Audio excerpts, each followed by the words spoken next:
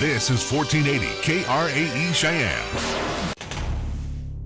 What you are about to hear is a sports talk radio show unlike any other that has ever before been broadcast in the capital city of Cheyenne, Wyoming, USA. This is Cheyenne, Wyoming's Sports Talk Authority. The Wyoming Cowboys, the Denver Broncos, the Colorado Rockies, and the Denver Nuggets. The show is local, it's regional, and yes, the show is national as well. Wyoming Sports Talk Today is on the air.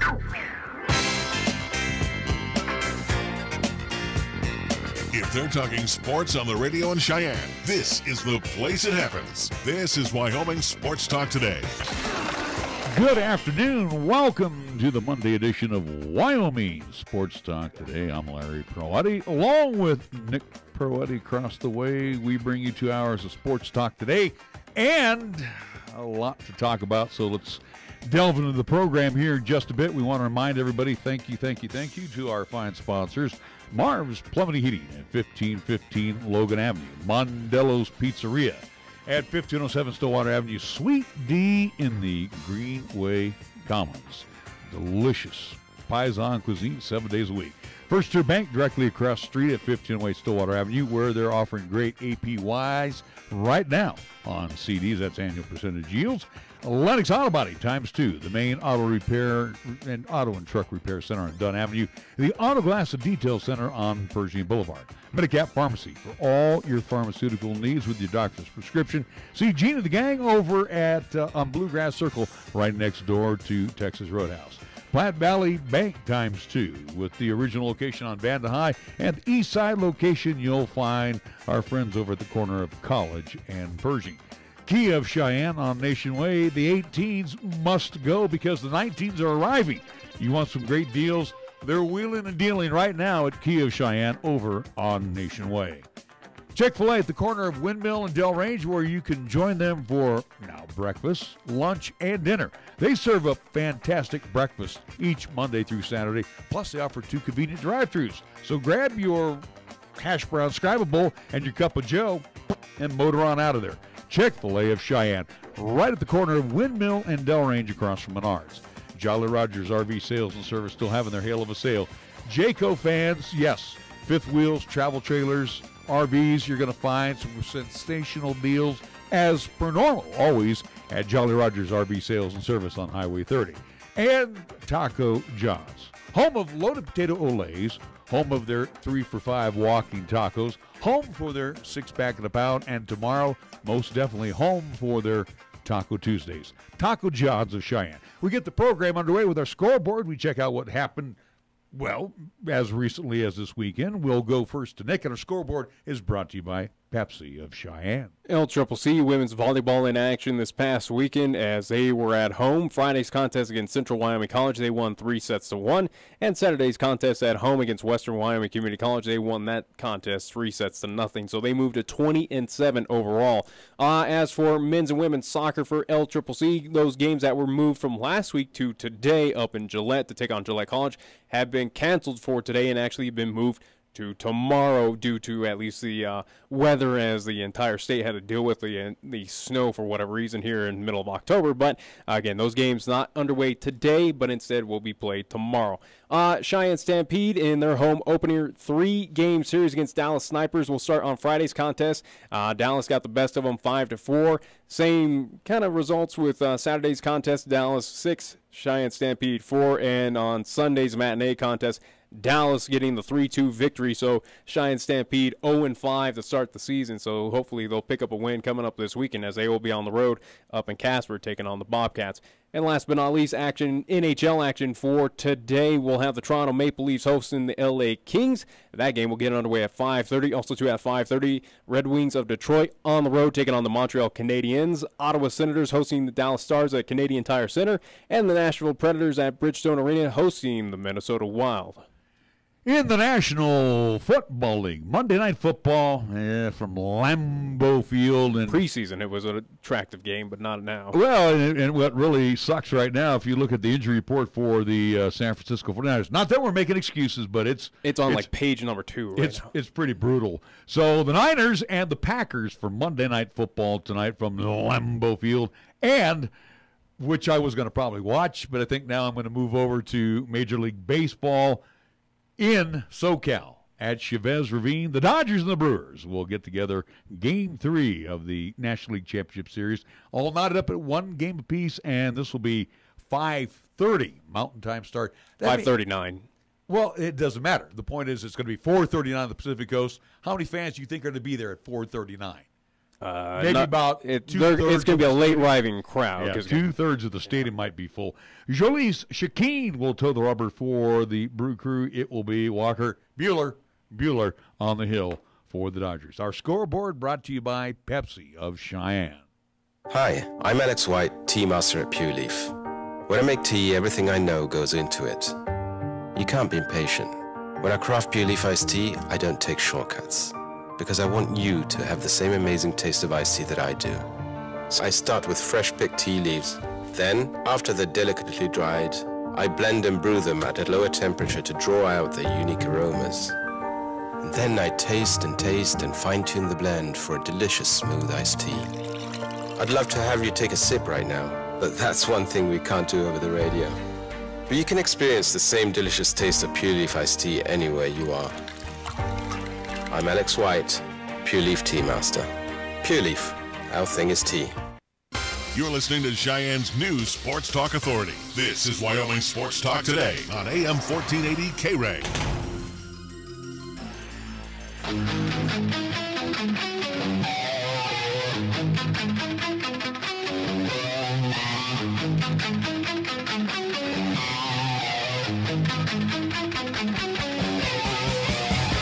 Welcome back to Wyoming Sports Talk today. Larry Peroletti, Sonny Boy, Nick Peroletti across the way. First, may I do this before we get the program away?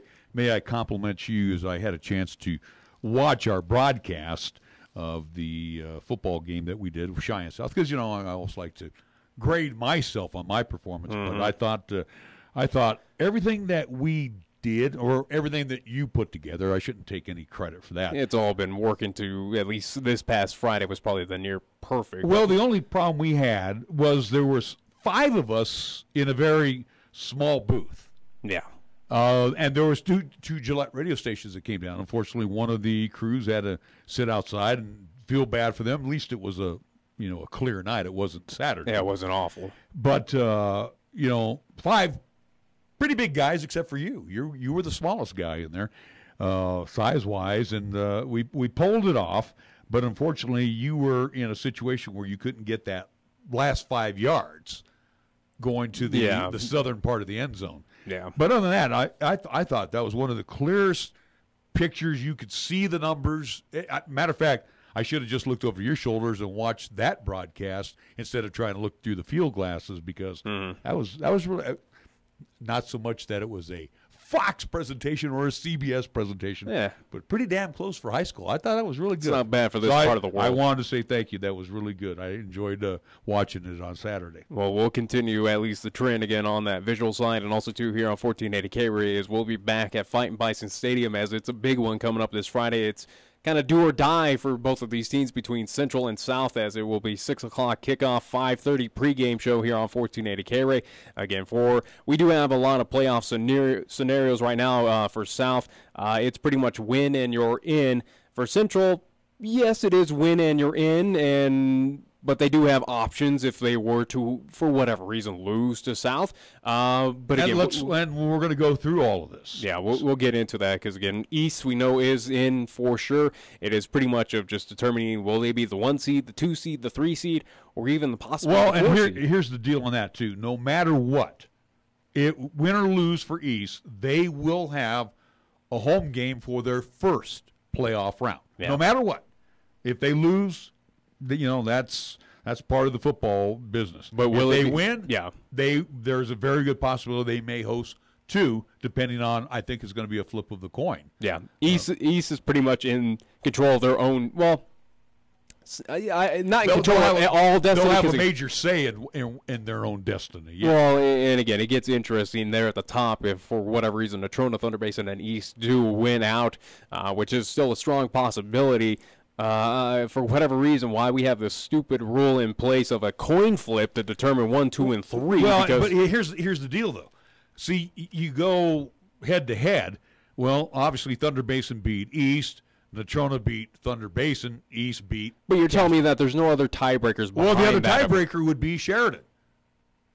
No, I'm just saying you can't go off of points scored or at least how much you won by. There's no, again, you have to leave it to fate of a coin flip of determining, again, a 1 seed to a possible 3 seed, where that could make a world of difference. Where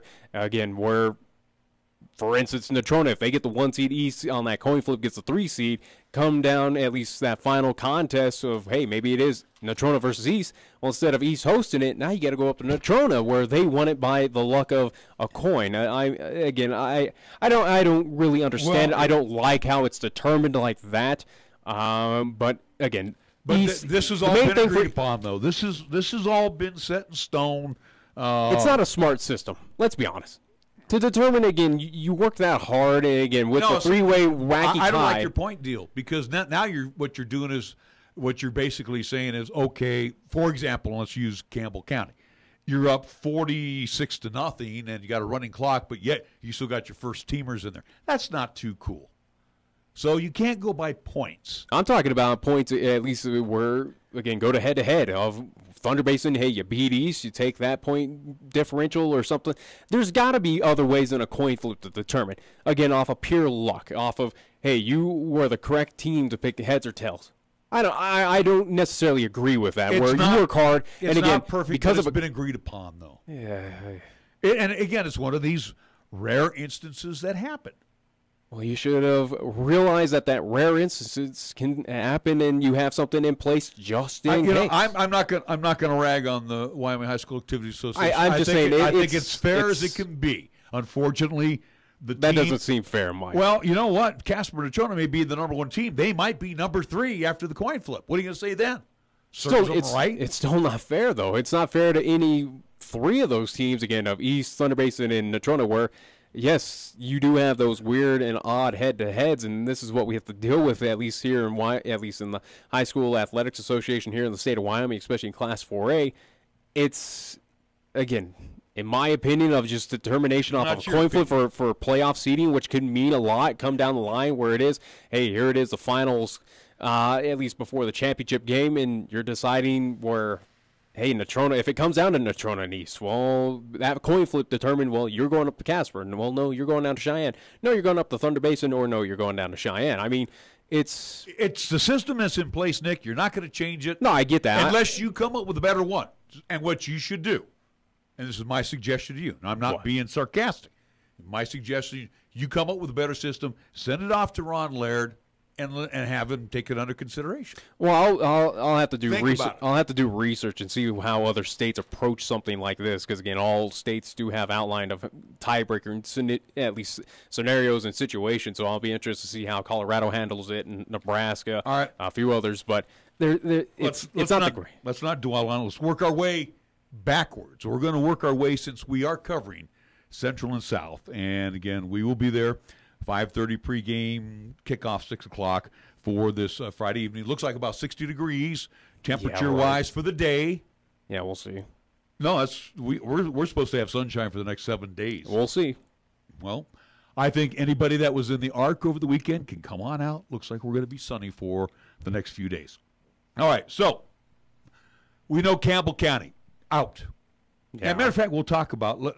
Let's talk about the game that. Yeah, let's just talk about the game. And first off, Alex Soto, you had a great game, running out that fullback position, and again, Trey Trumbull hitting Dominguez for the touchdown there, with about buck and a half to go, 150 to go, something like that. I'll tell you what, it was an exciting game. It was a little bit wacky there in the third quarter. Well, South made it more exciting than it should have been. Absolutely. Again, with the turnovers, the fumbles. 2 fumbles. Yeah. There was the fumble in the end zone, and then the one by Wyatt Garcia. He fumbled one where he was off to the races without the football. Yeah. So, yeah, they basically allowed Campbell County to stick around. But also, too, refs had a little say in some plays as well, too. Again, yeah, that was the no touchdown there, I do believe, in the third quarter, at least where everyone thought it was called. The pass interference on KRAE, that was horrible. That had to be the worst football call that I have ever seen made by an official. I mean, let's be real honest. The kid hit the ball, never touched the player. You got that. I mean, I watched that one over and over, and I thought, this has got to, but then again, too, officials are human. And that's I got. And they have different angles than what we do up top, so they must have saw. We only had the one camera angle. Well, I get that, but again, a pair of eyes up in the booth, again high up top or down on the field level might have gotten obstructed. But you have that angle might look a little weird to them. You have the back judge and you have the side judge coming down, and no one overruled on that one. And like I said, that was probably the worst call. And in my opinion, I thought that was one of the best defensive plays. KRAE Wright actually was following the quarterback's eyes, Kirkwood's eyes, and he made the right move at the right time, knocked the ball away, and then here comes the flag. And I thought, what the hell? And Coach Gallus was right there. He was 5 yards away from the play. And he was not too happy about that one. But, again, other than that, though, it was an exciting contest. Again, came down the wire where South in a I didn't want to say it was a must-win, but it certainly, as we look forward to now, where, again, everything is kind of standing in Class 4A, it was an absolute must-win. Again, now to eliminate Campbell County and South does still have a chance to get into the playoffs, and in my opinion, a very good chance, at least now, to make it to the playoffs, where for South, it's very interesting as we'll now get into at least kind of playoff scenarios for the South High Fighting Bison, who will be at home for that final contest.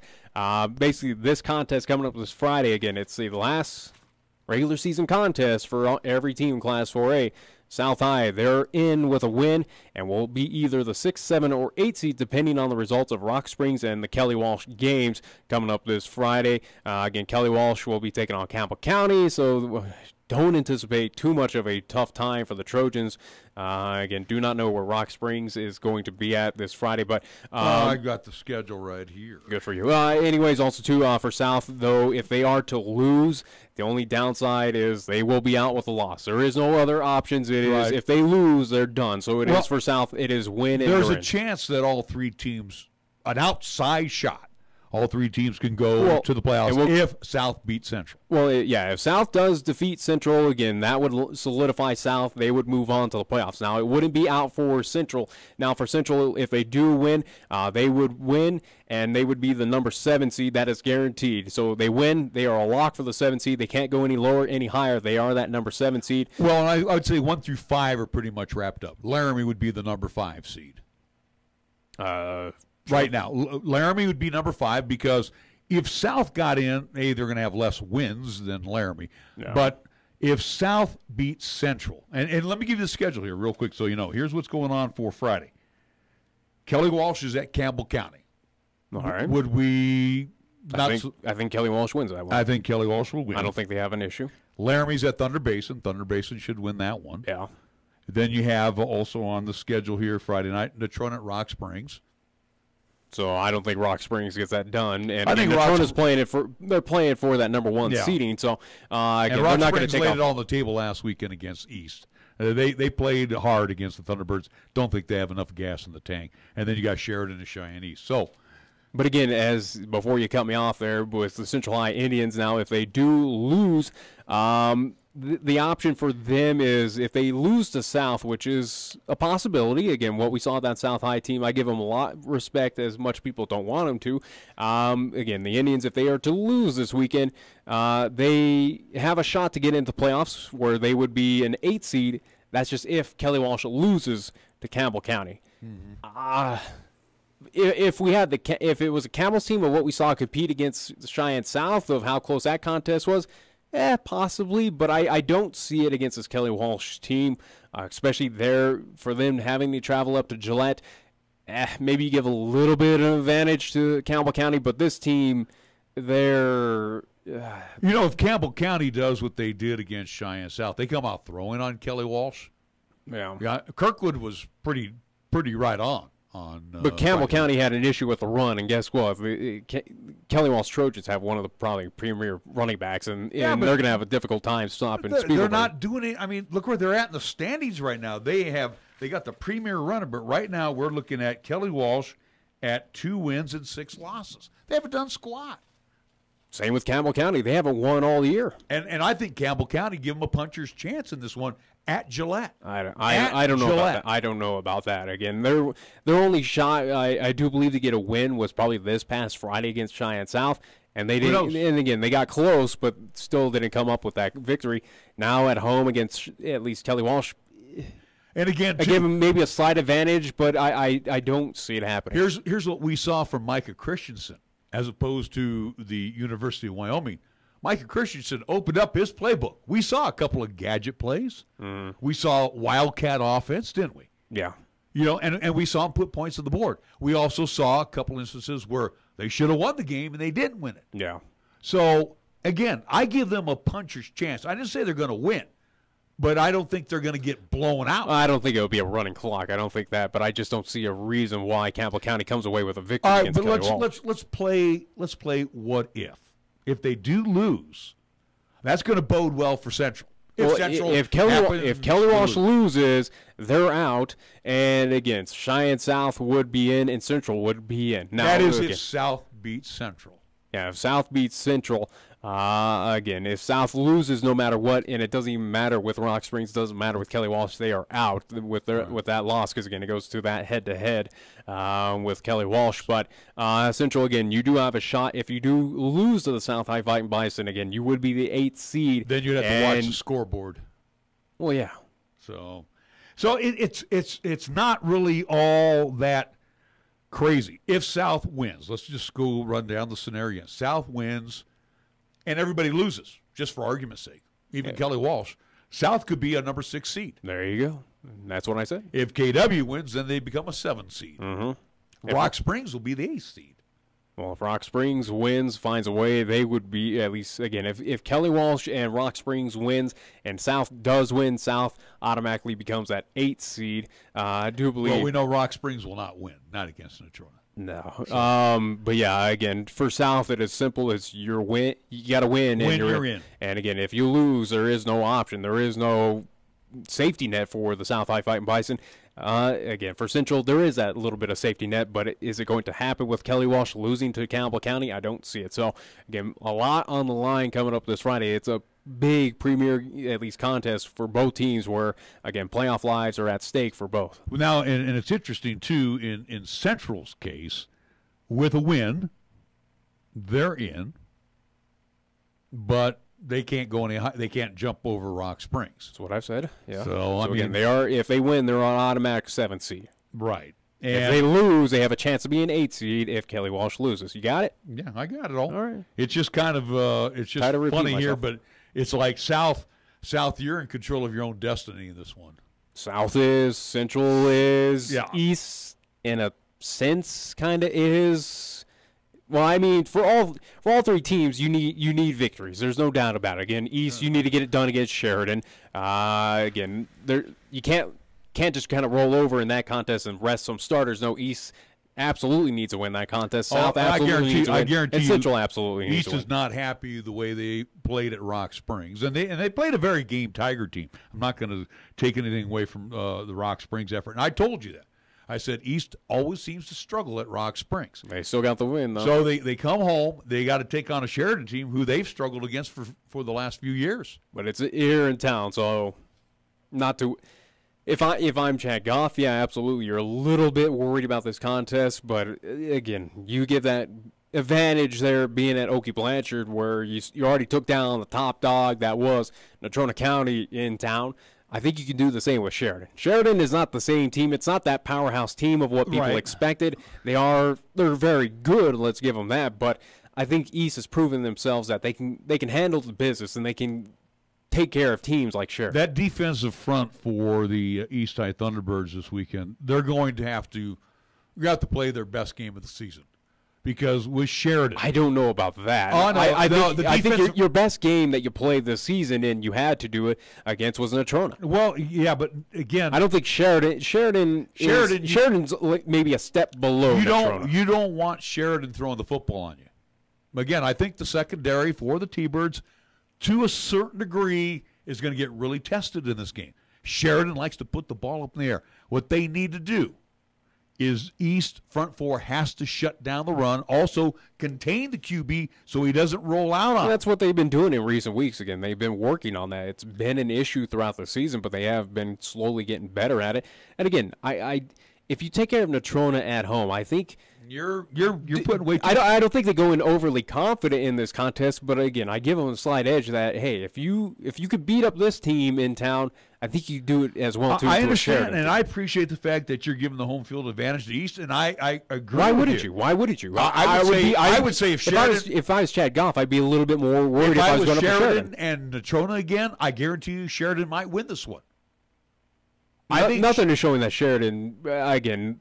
Granted, they do have 2 losses. They are still not saying that they're like sub 500 or a terrible team in Class 4A, but they're not that elite team as they were in years past. They're still a dangerous team, and I would never turn my back on them. No, I'm not saying that East is going to take a passing glance towards Sheridan and look towards the playoffs.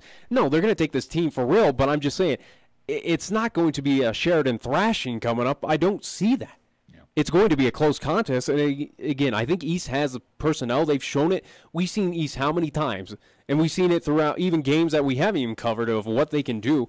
This East High team can handle itself. I think. And again, this is it's not for their playoff lives, but it is for seeding. It is crucial for both of these teams. But again, I give that advantage to East at home. You don't have to take that long road trip. You're back at home. You want to make that statement heading into the playoffs. Here's your shot. It would not surprise me if this game goes overtime, first off. Second of all, it would not surprise me whoever has the ball last may win this thing. This is how close that game's going to be. And these are 2 good football teams. So, again, all hands on deck for the Thunderbirds. We wish them all the best. And, again, too, like you said, we think Thunder Basin should win. Yeah, against Laramie. Yeah, I think so. You would think Natrona's going to win the long road trip to Rock Springs. They might get tested. If East got tested, I wouldn't be surprised if Natrona gets tested, but they might be a little gassed. But, again, Rock Springs, hey, you do have that advantage of not having to travel long distance like a Casper team does have to. But I don't think Natrona cruises in that game. For Thunder Basin, they might get a little bit tested against Laramie. I don't think too heavily. That might be a two touchdown win, 3 touchdown win for Thunder Basin. And again, Cheyenne East versus Sheridan. That one, yeah, it might come down to the wire. It might come down to a field goal or something like that. It might be very close, but nothing is showing that all 3 teams have a guarantee to win, and nothing is showing that all 3 teams could lose this weekend as well too. Well, the good news, like I said before, at least East has 1 game at Oakey Blanchard Sports Complex for the first round of the playoffs. Yeah. But the team that I really think is going to get on the short end of this is going to be Laramie. All right. No matter what happens, even if Sheridan beats East. For Laramie, guess what? You're on the road. Yeah. It's going to happen to a better team. But you are going to get one of the top 4 elites in that one. Boo-hoo. No matter what happens. I'm over here shedding tears for the Plains. No, I know. I'm just saying. They're the ones right now going, well, just tell us where we need to drive the bus to. So, anyway. They should be thankful they're a 5 seed, where they should have, again, they're not playing for their playoff lives. I'm just saying, they probably should be playing for their playoff lives if there were a few plays that changed hands and, again, a few contests that didn't go their way. Again, Laramie, at this point in time, the Plainsmen should be very thankful that they're the 5 seed. So, again, we'll have Central and South, and looking forward to that one. And again, you want to talk. The coaches are going to be this is what you have to look at for Coach Apodaca and Coach Gallus this week. These kids know, just by us talking about it, these kids know what's at stake. So these guys, in addition to being coaches, going to have to be teachers to teach these guys, hey, keep it all in perspective. All you need to do is just do your job. Because they know, a fumble, an interception, whatever the case may be, a touchdown, this could be the end of the season. So they got to keep this, they got to keep these guys focused. Do your job on the field, hit this hole, fire this pass, play this defense. And, again, I'm looking forward to the game because it's going to be exciting, and I can hardly wait to call this one. So we'll have a pregame 5:30, kickoff 6 o'clock. We are going to take a timeout, come back, and we'll have more football talk after these words right here in 1480 KRAE. Your locally owned and operated radio stations, KYOY-FM and 1480 KRAE AM, are just that, local. Serving Cheyenne and Laramie County, where your advertising dollar stays local too. It doesn't end up in Colorado, Oklahoma, New Hampshire, or even New York. We conduct business here, we shop here, and we live here. And we support our entire community 24/7, 365. Just because it has a window dressing doesn't mean it isn't a facade. A reminder from KYOY and 1480 KRAE. Due to our stormy season this summer, Jolly Rogers RV Sales and Service is offering you a hail of a deal on a wide variety of travel trailers, including toy haulers. Get up to an additional 50% off MSRP on Jolly Rogers' already low prices. Check out their new and used inventory. Damaged or not, you can still travel in style. Call Jolly Rogers RV Sales and Service today, your exclusive Jayco dealer, at 634-8457. See them at 6102 U.S. Highway 30 or go to jollyrogersrv.com. You can see it all around Wyoming, what John Barrasso is accomplishing for our state. John fought hard for the biggest tax cuts in a generation, and he delivered. Tax cuts that mean Wyoming families are keeping more of their hard-earned money. John made strengthening Wyoming's water infrastructure a top priority with legislation that will reduce the threat of devastating floods, increase critical water storage, and finish, fix, or replace the irrigation projects our farmers and ranchers use to feed America and the world. And when Congress stole mining royalties from the people of Wyoming, John led our delegation to take back the hundreds of millions of dollars we were owed. Money that helps fund important Wyoming priorities and our communities. John Barrasso, real accomplishments for all of Wyoming. I'm John Barrasso, and I approve this message. Paid for by friends of John Barrasso, BarrassoForWyoming.com. The next time you have a craving for authentic Mexican cuisine, visit Guadalajara at 1745 Del Range Boulevard. Locally owned and operated, they serve their dishes with family tried and true recipes with the freshest of ingredients, made to order. Start off your meal with their complimentary chips, salsa, and bean dip.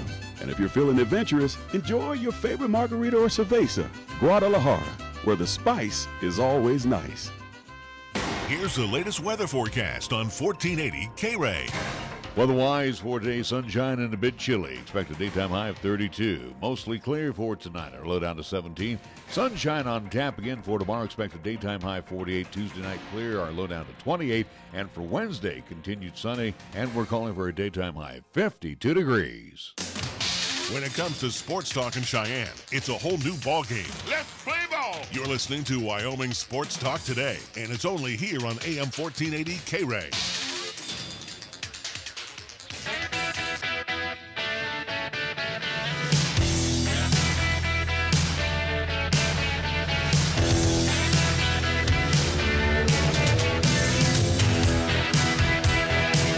We are back on Wyoming Sports Talk today, getting that opportunity to talk some high school football, which, of course, we don't want to forget our friends I-80 East, Burns, as well as the Pine Bluff Hornets. And we'll start with Burns, where they crushed the Doggies. Well, and at least in that game, that was a must-win for Burns, where, again, if they were to lose, they would be out of the playoffs. Win, and they're in. So, yes, the Burns Broncs are back in the playoffs, as they do believe rack up a win number, do believe 4 of the They're 4-3 this season. Yeah, 4. So, again, at least a mass improvement from last season, where they only walked away, I do believe, with 1 victory. So, again, the Burns Broncs, they will be in the Class 2A playoffs coming up. And then moving over to Class 1A, it looks like they're going to be on the road for their playoff. It's getting a little ugly right now for the Hornets for Pine Bluffs, as they lose, game number 3 in a row, as they lose to Upton Sundance on the road, 35-14. So the Patriots of Upton Sundance, they secure the East number 2 seed for the playoffs. Again, Pine Bluffs is in the playoffs as well, too, but they'll be on the road. Yeah, it really depends on their last contest. Again, do they slip even farther, or do they kind of maintain at least position there? Again, as Class 1A is split into East and West, at least quadrants. So, again, very interesting to see that the Pine Bluff Hornets, a team that everyone we kind of anticipated that they were going to kind of cruise back into the state title game. A lot of teams are going, hey, pump the brakes. we have things to say about Well, that. and that's what happens when you got a bullseye in your chest. And again, everybody's been gunning for the Hornets, and Burns beat them, and then of course losing to the Bighorn Rams. And again, that did not shock me. Bighorn has been good year in, year out. Look what they did. The loss the other night, 49-12. So again, the Rams secured the East #1 seed for the playoffs. And Cokeville won in a forfeit over Saratoga. So Cokeville can do no worse than the second seed in the Western Conference. Again, Cokeville Panthers, always a top-tier program year in, year out. Bighorn. So, again, Pine Bluffs, for the success that they've had over the last couple of years, yeah, bravo to them. But this year, everybody was gunning for them because the two teams that I mentioned, Bighorn and Cokeville, they want to ascend back to their rightful spot on the throne as well. And again, the regular season is ending coming up this Friday for all classes. Hard to believe that, huh? Not really. Again, it's gone by pretty fast, but here we are. Again, a lot of things to be determined coming up this Friday. Again, in Class 4A, Class 3A, 2A, and 1A around the state of Wyoming. Going back from this past Friday, Class 4A scores, just go over them very quickly. Number 1, Natrona, they won at home 51-14 over the Central Eye Indians. Thunder Basin, number 2 seed, won over Kelly Walsh 33-17. That game was a little bit closer than the score indicates, but again, Thunder Basin took care of things there at the tail end of the fourth quarter and at least expanded that lead. Cheyenne East took care of business on the road at Rock Springs 24-16. Sheridan 42 over number 5 ranked, at least Laramie 42-3. And then in our contest again on 1480 KRAE, Cheyenne South comes away with a close victory 28-21. Again, at least finding the last touchdown there with about 2 minutes left in the fourth quarter by Cheyenne South, which was a wacky finish where South fumbles. I do believe Campbell County was a turnover on downs. South took advantage of that, got it, the score in, and there it is. 1:58 left, according to the official stats here. Looking at some of those numbers, though, and here's a couple things that stand out. We mentioned Soto had 198 yards rushing, 25 rushes. That was a pretty good night for him. But also, too, Trimble didn't throw the ball a lot, but when he did, he was 4 for 4 for 119 yards. Yeah. So he had a really good night. And again, looks like he's taken over. The senior's taken over the quarterback duties from Cade Burns, the freshman. And I would assume that going forward, you're going to stick with that same guy, at least Coach Gallus. But again, we'll know game time of what that decision will be. But you would assume you go with a hot hand, or at least someone who's comfortable under center, and that would be Trimble. Well, and again, too, they run the flex bone offense, so you're not relying on his arm, clearly. And again, same with Cade Burns. It's more so of can you hand it off? Throw it when you really need to. Yeah. And then you look back at Campbell County, and I'm looking here, the Kirkwood, the kid for Gillette, the senior. I mean, he put up the ball 29 times for 160 yards. So I think realistically, Kelly Walsh may have some problems. I really don't see it. Again, or at least Campbell County, their shot to win at all this season was their last weekend. They're not doing it against Kelly Walsh. Kelly Walsh, I think they're a better 2-7 team than what's kind of indicating. I think they're better than a 2-7 record, and they're gonna. I don't anticipate they cruise over. I don't think it's gonna be a running clock. Who's got the pressure on them when they go in to play that game? It's going to be Kelly Walsh. It's going to be Kelly Walsh, absolutely. Any mistake they make is going to probably be critical. What is Campbell County? Campbell County has nothing to lose. They either go 0-9 we saw Campbell County try to take advantage of miscues and mistakes, whether turnovers, and they still couldn't get it done. Nothing tells me any different that Kelly Walsh, if for whatever reason Spiegelberg does fumble or there is a turnover on downs or anything like that, that Campbell County is going to turn that into points. It's a team that hasn't done it, at least very rarely, this entire season. I don't think you hear in the last regular season they go and figure out things and going, all right, let's take care of business. Yeah, they're going to have a lot of fuel, at least fire under them to get that first ever win at home. Again, to kind of cap off the season, go, hey, let's at least get one. I get that. But Kelly Walsh also, too, is playing for a lot, and they know what's at stake, and they're going to play the same game. They're going to try and, again, get the victory. You go back to that game. It doesn't need to be complicated. But you go back to that game Friday night with Campbell County, and South had put up 21 points in the second quarter against them. Mm-hmm. Campbell County kicks a field goal that hit the T part of the bar and went in for the field goal right at the intermission. Yeah. So it's 21-9 at halftime. who came out and played a better second half? Campbell County. What has been South's kind of MO, though, this season, though, of allowing these teams to come back in the second half? Let's go back to East-South. Guess what? South got a little bit. They weren't leading, but they made it competitive there in that early, at least first half, against East there at Okie Blanchard. Guess what? Both teams go. East comes out with a little bit of fire. I think that's, again, if you had to look at South's Achilles heel right now, it would be kind of closing out these contests or coming out with that momentum there, at least carrying over from halftime. But Gillette scored. Unfortunately for South, they scored but fumbled in the end zone. Yeah. They're on another drive where they fumbled. The point is, South was always ready to answer everything that Campbell County did. Excuse me, I didn't mean to call them Gillette. But my point is, they were there to answer all calls against the Camels. I think, really a couple bad breaks for South. They could have won this thing by 20 plus. But the thing is, I think with Campbell County waiting for KW to come in, and you saw Micah Christensen again open the playbook with some craziness, and I got a feeling that they are going to have something more in store for Kelly Walsh, because what do they got to lose? Nothing. They got nothing. But but again, they have a lot to prove to me that they're going to win, again, against a Kelly Walsh team. They've had opportunities throughout the season against teams that pretty much you would probably put on a near even playing field of, yes, you have a shot against this team to get a victory there, Camels, but they haven't done it. Nothing tells me, again, in this contest, you have a slight advantage of being at home, but it's still not going to be enough to get over this Kelly Walsh team. All right, so we've kind of beat high school football here into the ground. Well, you're the one. Well, I'm glad that we talked about it. But, again, lots at stake. Again, and all three teams are home this weekend. One week away from playoff. Yeah, all three teams are home, even though Central will be the road team over at Cheyenne South. So, again, looking forward to that game. And, again, we'll be keeping you updated on East and Sheridan throughout the course of the evening. We're going to take a timeout. We'll come back with more right here on 1480 KRAE. You can actually get something good for your health at a drive-through window. When you order your next prescription from Medicap Pharmacy, call ahead and use our drive-through window. Or you can call for free delivery. You can even log on to Medicap.com and order a prescription refill. Your Medicap pharmacist will call you to make arrangements for pickup or delivery. Medicap Pharmacy will always make time for you. Medicap Pharmacy, 1947 Bluegrass Circle, next to Texas Roadhouse in Cheyenne. Or call 635-3712. Fall is in the air, and that means homecoming is here.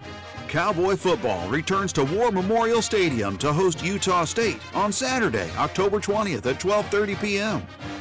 Be sure to arrive early on game day for the homecoming parade, Pepsi pregame zone, and tailgating with family and friends. Get your tickets today at GoWyo.com or call 307-766-7220. Taco John's presents Olay the Day Pep Talks. All right, good half of football, boys. Now, good is good, but we can always be better. Look at Taco John's. They took those tasty little potato lays and loaded them up with bacon and ranch and all kinds of good stuff. They made something good even better.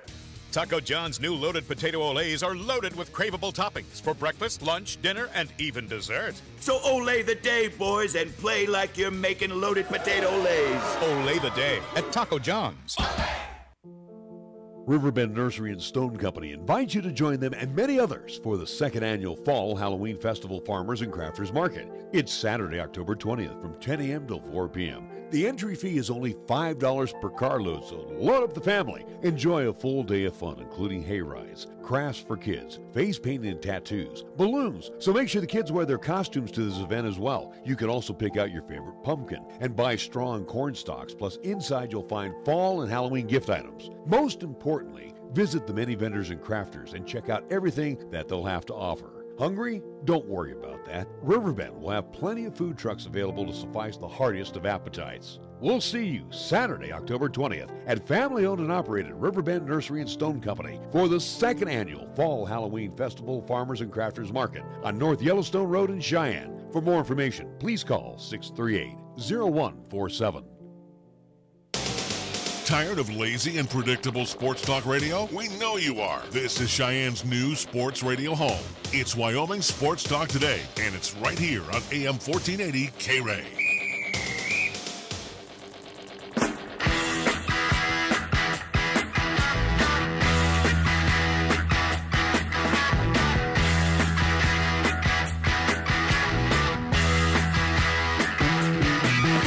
back again on Wyoming Sports Talk today. We take a look at the Mountain West over the weekend. And Friday, they got a little scare in San Diego. Go figure. Go figure the Aztecs. I mean, you know, they rise up and, you know, rub elbows with the big boys and try to tell Fresno State, hey, wait a minute, pal. You're not going to win the West. We got a say in it. I never thought, again, San Diego might make it interesting there, at least in the west side of the division, but it's still Fresno State's division, no doubt about it. I don't think Fresno State's going to lose that anytime soon. Even with San Diego beating Boise State does not. They do not impress me. Again, if I had to, I think Utah State's a better team in the Mountain Division than Boise State. And we'll talk about that. So on Friday night, San Diego State rallies to beat the Air Force. Yeah. Final score 21-17 with the win. And maybe that's a short week kind of jitters or I don't know. Anything the happens. The Aztecs improved to 5-1. They're 2-1 in the Mountain West in the Western Division. Air Force drops to 2-4. They're 0-3 in the Mo West. Then Saturday's game was a non-conference affair, and the Army Scarlet Knights. This is the team that's going to win the Commanders-in-Chiefs Cup. I mean, they are just they are good. Too bad my pop's not around to see this. Army clobber San Jose State 52-3. Now Air Force still an opponent of the Cowboys coming up. San Jose State also still an opponent, and they beat them in San Jose. The Spartans are still winless. I don't know. Were you surprised at this one in Fort Collins where CSU hung on to beat New Mexico 20-18? Not surprised at all. I in my opinion, it would not have surprised me if Lobos came in and won that game. New Mexico is showing that they have a little bit more fight than I was giving to them at least in the preseason. CSU, again, say what you will about the Rams, they have worlds of issues. Mike Bobo's got a lot of problems down there. He's got a quarterback position. I mean, both of these front-range teams between Wyoming and CSU are kind of unparalleled of just how bad they are at this point, and maybe both teams need to take a look at a few changes need to happen amongst these programs. But talk about throwing the football. They threw the ball. The Rams again, Coach Bobo, and again, you have Carter Samuels, and again, where you do have that quarterback kind of by committee rotation right now with the Rams. But yeah, they're not afraid of or at least throw the ball. And that's what they built. They built that off of. Again, go figure of with Nick Stevens what you did last season, what you saw, and also too again with Michael Gallup being top receiver in the Mountain West. Yeah. Does not surprise me that they're not afraid to throw the ball. It's just inconsistency. It is a team that is trying to rebuild itself essentially from losing a lot of those key pieces from last year's team.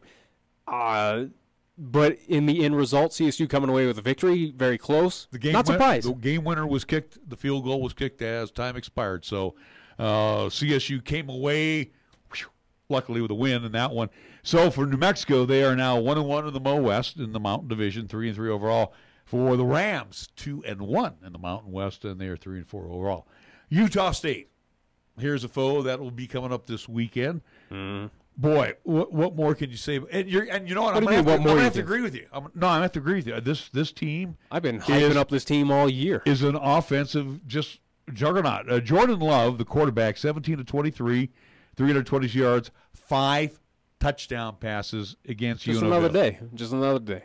Yeah, so Utah State improves to 5-1, 2-0 in the Mountain Division. UNLV is 2-4, 0-2. I mean, they just got blown out. They were losing at halftime 42-7. Yeah. So and UNLV's not good. Utah State's very good. Go figure.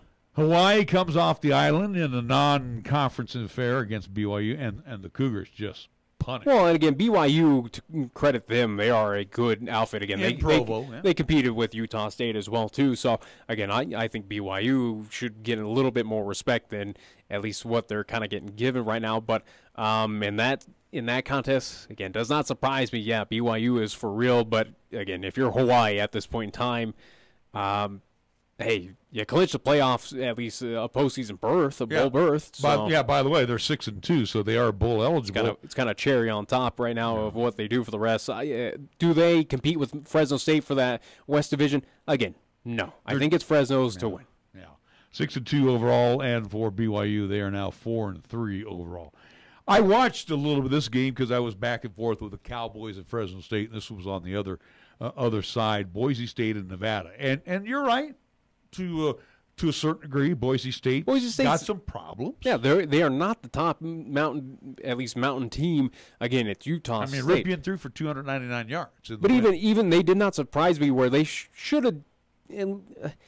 They kind of cruise against Wyoming in that contest that we saw here in Laramie. But I, in my opinion, for that Boise State team to be where they were of years ago, even like last season, they should have, at least against this Wyoming team that struggles on every aspect at this point in time, should have won that game by like 28, 35, something a lot larger than what they won in Laramie a few Saturdays ago. But Boise, hey. Nevada's been that thorn in the side for a lot of teams this season, though. I've noticed that where the Wolfpack, they're not rolling over and playing dead as they did kind of last season. They're putting up some fight. They're kind of like a New Mexico, at least on the west side. They are equivalent to the New Mexico team on the mountain side of. They're not going to the postseason, but they're going to be a thorn. The Ty Godge kid's a pretty good quarterback. I was real impressed. He threw for 304 yards. We saw that developing from last season, especially what we saw, or at least what I saw down in Fort Collins against the CSU Rams. This Nevada team that was not expected to do anything and be even close against the Rams there in Fort Collins gave them a fighting shot. That was from last season where, hey, they're making that strives to be better. It's still not that time, though, for the Wolfpack, but they are still showing, hey, we're going to be a thorn in the side. We might get a win here and there, but we're not there to get that bowl berth just yet. And you got to give Nevada its due, especially in Reno. They made Ripien earn everything. Matter of fact, he was 28 of 38, 299, threw 2 touchdowns, but had 3 INTs. So it was a struggle for Boise State on the road, but they did come away with the win. Yeah. We're saving, obviously, the final game that took place in Fresno. We'll talk about that in the 4 o'clock hour. But real quick, check on the standings. So you look at the Western Division of the Mountain West. Hawaii is currently 3-0. Mm-hmm. Fresno's 2-0. San Diego State 2-0. Nevada 1-2. Easily could have been 2-1. UNLV and San Jose bringing up the rear. They're 0-2. On the mountain side, you got Utah State 2-0. I'm going to have to agree with this. I don't see anybody beating Utah State. I think they go undefeated here in the mountain. Do you see anybody beating them? No. That's why I've been saying at the beginning of the season. I know they got a few games to play still. I realize that. You think this Saturday they're going to get tested? But we'll talk about that later. Yeah. Boise State's 2-1 in the conference. CSU right behind Boise State, technically 2-1. Yeah. New Mexico 1 up, 1 down. Air Force Wyoming bringing up the rear. So, you look here at. Tells you how much those preseason polls really matter at this point in time, eh? No, they don't mean bupkis, that's for sure. Wyoming number 2, huh? Yeah. All right. Well, they were predicted to finish. They play like a number 2 something. All right, well, we are going to talk about the Wyoming Cowboys Fresno State game. We need to take a break. I know, we're going to take a break. We also have some tickets that we're also giving away again to the upcoming game Saturday. I do believe it's homecoming against the Utah State Aggies. So there is that, I guess.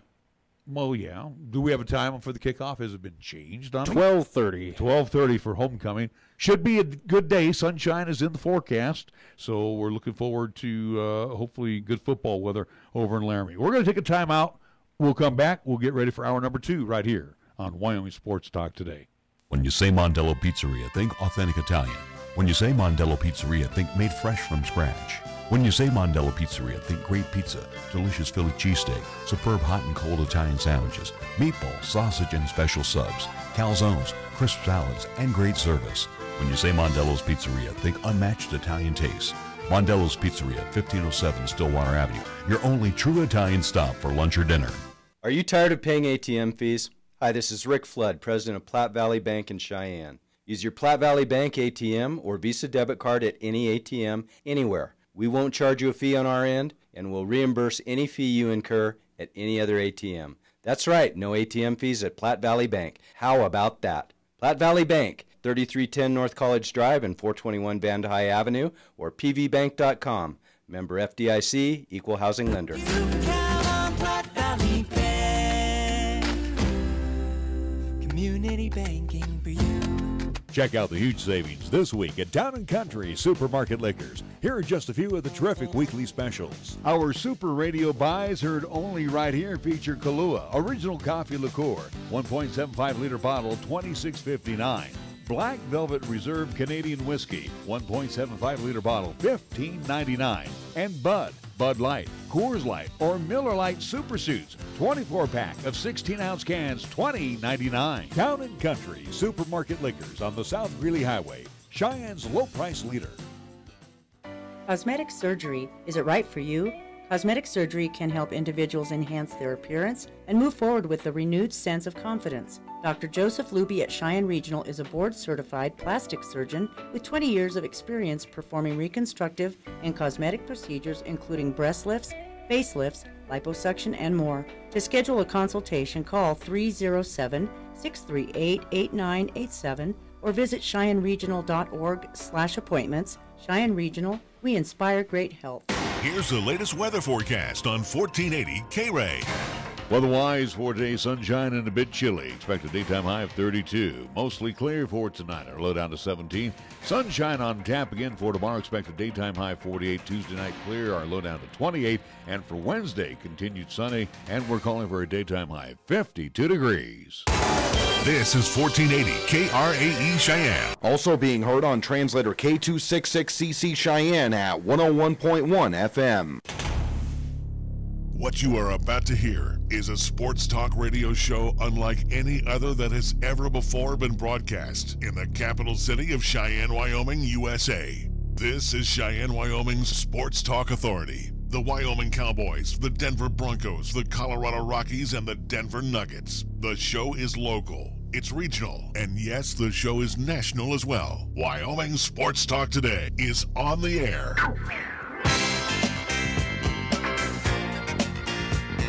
If they're talking sports on the radio in Cheyenne, this is the place it happens. This is Wyoming Sports Talk Today. It is hour number 2 of Wyoming Sports Talk Today, being brought to you by Taco John's of Cheyenne, Jolly Rogers RV Sales and Service on Highway 30, Chick-fil-A at the corner of Windmill and Del Range, Ray and Cindy's Place, right across from Menards, Key of Cheyenne over on Nation Way. Say hi to my good friends AJ and Greg Miller and the entire staff over there. And check out that the 18s are going bye-bye, so you're going to find some great deals right now at Key of Cheyenne. Platte Valley Bank times 2. You just heard my buddy Rick Flood talking about his place. Again, 2 locations on Vanda High and at the corner of College and Pershing. Medicap Pharmacy, same location as always, right there in Bluegrass Circle next door to Texas Roadhouse. Lennox Auto Body with the main auto and truck repair center with a plethora of bays over on Dunn Avenue, founded by Dick Lennox, and the tradition carried on by daughter Heather, as she's done a marvelous job. Also, she runs the Auto Glass and Detail Center over on Pershing Boulevard. First Year Bank at 1508 Stillwater Avenue. Right across the street, you'll find Mondello's Pizzeria at 1507 Stillwater Avenue. Sweet D in the Greenway Commons. Delicious Paisan cuisine prepared by Joe and Caesar and the whole gang 7 days a week. And Marv's Plumbing and Heating at 1515 Logan Avenue. It was cold over the weekend, so hopefully you got the phone today. If not, get on the phone tomorrow. Get a hold of them. Have them come on by and check out your heating unit. Marv's Plumbing and Heating, 1515 Logan Avenue. And we go to our scoreboard first and foremost as we kick off each hour with our scoreboard, and it's brought to you by our fabulous friends over at Pepsi of Cheyenne. LCCC women's volleyball in action this past weekend as Friday's contest at home, taking on Central Wyoming College, got a 3-1 set victory in that one. Saturday at home against Western Wyoming Community College, got a 3-0 set victory there. They moved to 20-7 overall. Men's and women's soccer for LCCC, those games for tonight that were moved from last week have been canceled and moved to tomorrow up there in Gillette as they take on Gillette College. So again, no contest tonight. Instead, they have been moved to tomorrow due to the recent snow across the state of Wyoming. Cheyenne Stampede at home hosting Dallas Snipers in a 3-game series at the Ice and Event Center. Friday's contest was a 5-4 victory for the Dallas Snipers. Saturday's contest, 6-4 victory for the Dallas Snipers. And on Sunday, it was a 3-2 victory for the Dallas Snipers. So Snipers get a 3-0 sweep against the Stampede. Stampede moved to 0-5 on the regular season. NHL action for tonight, 4 games on the slate. You will see the Toronto Maple Leafs hosting the LA Kings. That game will get underway at 5:30 tonight. Montreal Canadiens at Central Bell Center hosting the Detroit Red Wings. Dallas Stars in Ottawa taking on the Senators at the Canadian Tire Center. And Nashville Predators at Bridgestone hosting the Minnesota Wild. In the National Football League tonight, could have been a marquee matchup, but tonight it's going to be how bad did they lose. Green Bay at Lambeau Field playing host to San Francisco tonight. I think the 49ers are still playing with heart, though, as much as they have nothing really to play for, but they're competitive. Yeah. They're not awful. Well, they'll get beat, though, tonight. They're not Cardinal bad, even though they lost to the Cardinals. But yeah, they're Cardinal bad. I by the way, it's Green Bay 2-2-1 going up against the 1-4 Niners. And Major League Baseball, right now, it's currently 80 degrees at Dodger Stadium in Los Angeles, California. At Chavez Ravine, the Brewers and the Dodgers hooking up for Game 3 of the National League Championship Series, and that series knotted up at 1 game apiece. Jhoulys Chacin will be on the hill for for Milwaukee, and he'll be opposed by Walker Buehler for the Dodgers. Our scoreboard brought to you by Pepsi of Cheyenne. This is the Pepsi that's got a date with your taste buds. We're talking 1,000 bubbles dancing a two-step with you and 2 tacos at 2 a.m. Order number 83. Come on, you're up. This is the Pepsi that has mastered the art of the late-night munchies and is always down to dig into some deep dish. Hey, we don't do deep dish, capiche? Try telling that to Chicago. This is the Pepsi for po' boys, pulled pork sliders, and the godfather of all sandwiches, the Godfather. This is the Pepsi for street carts, anything a la carte, and is dying to make the leap into your grocery cart. Come on, take us home with you. This is the Pepsi for those who are forever fun. This is the Pepsi for every generation. Got something to say? Then get it off your chest right now. Phone lines are open at 307-514-1071. Make your opinion count and call the show. Wyoming Sports Talk today.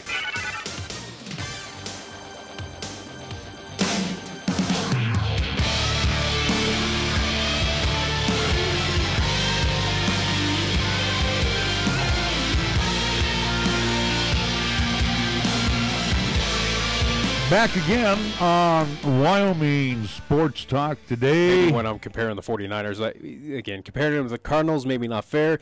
At least they're not Oakland Raider bad, I should say. Raiders are terrible, but Raiders were awful in England. I think at the beginning here of the 4 o'clock hour, we might as well give away the tickets before we get into the Cowboys, because I don't even know if these people will accept these tickets after what we have to say about the Cowboys, or at least reading off the stats from this past Saturday's contest, but yeah, we could do that now. You sound like the fan forums right now. I sound like anyone. Again, there's an overwhelming majority. Now, how many many pairs of tickets are we giving away this week? 4. We got 4 pairs. So to Monday, give away. Tuesday, Wednesday, Thursday. So all 4 days of Wyoming Sports Talk today. Again, we'll be giving away tickets. So again, it is a pair of tickets to go see the Wyoming Cowboys versus Utah State homecoming coming up. You got a lot of people that got on board on this. Why not? So it's free tickets. Yeah. It's not as much as we've had in the past, though, at least at this point in time. But again, that might reflect of how people kind of, if you want to make the trip over to Laramie to see this team. But anyways, again, thank you to all who participated on the Facebook side. Again, commenting, liking, and sharing our posts over there. Again, you still have that opportunity because, again, all those entries that I do have here in the Fishbowl of Awesomeness, again, will retain into the Fishbowl all the way up until Thursday when that last winner is determined. So today we will be giving away a pair of tickets to go see Wyoming versus Utah State. At least 12:30 kickoff over there in Laramie. Again, game on Saturday, homecoming against Utah State. Also, too, we will throw in a pair of goodies from our friends over at Chick-fil-A on the corner of Delrange and Windmill. Again, this will be a Chick-fil-A chicken biscuit, so that's where it will be valid, only valid over there at corner of Delrange and Windmill. So to our lucky winner for today on Monday, it will be Brittany Ebby. EBY, Brittany Ebby. I'm hoping I'm saying that right. But either way, though, Brittany, you are our winner for Monday's contest, so I will notify you over on the Facebook side, as I do every winner here on Wyoming Sports Talk today, how you come by and picking up these tickets. Again, you can pick them up here in the city of Cheyenne. We will not deliver it to you. We will not mail it to you. We will not put it at Will Call in Laramie. No, you got to come by the KRAE studios, but I will message you and notify you how you go about. And as painful as this may sound, don't sell them either. Okay? I don't think you need, what, for like $1? No, don't sell them. You just can't do that. Okay, that's just the bottom line. Well, no, because then there'll be repercussions for you. We'll notify people and make sure that you don't do it again. So we are going to, and again, Brittany Abbey, congratulations to you. Enjoy the ball game. At least the weather's going to be nice. Sunshine is homecoming. There's always a lot of fiestas. And you get to see a dominant Utah State team. You get to see a team that's probably going to win the Mountain West. See the best team in the Mountain West. I think they could win the Mountain West. Very good possibility. So the Wyoming Cowboys on Saturday night, I watched it. I didn't. I had better things to do on Saturday, like go see the Cheyenne Stampede. You were there. And the game itself was dull.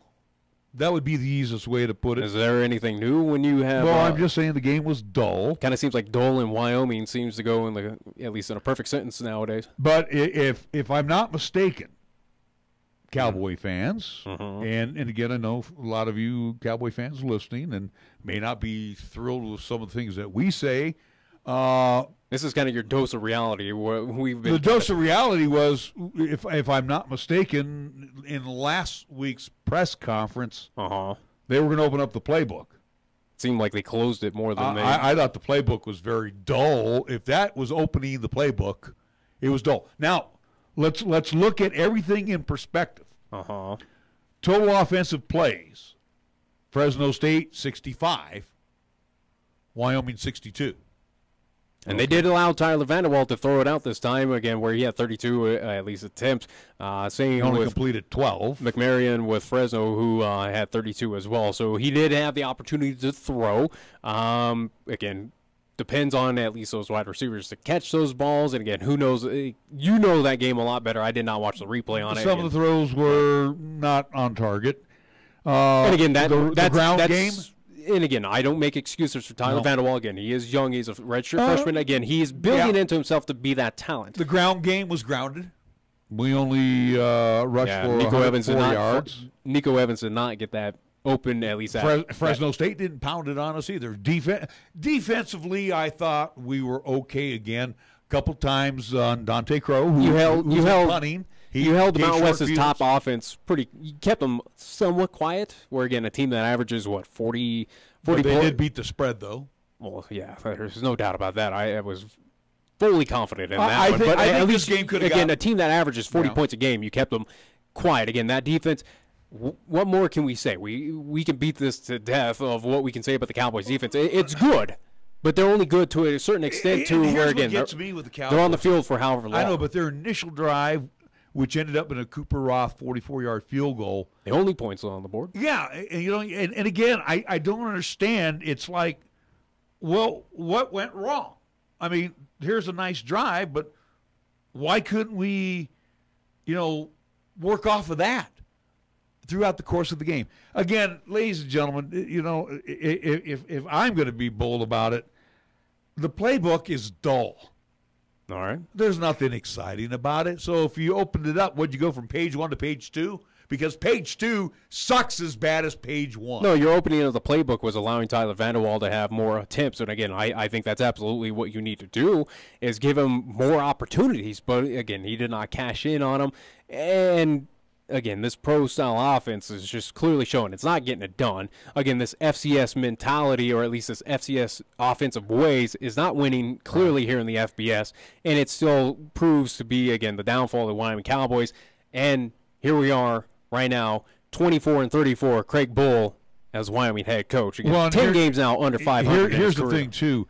I saw what the Cowboys can't do. And I don't know what they can do to correct it. They can't score. They can't win. They can't do anything. No, I'm talking on the offense. They can't sweep.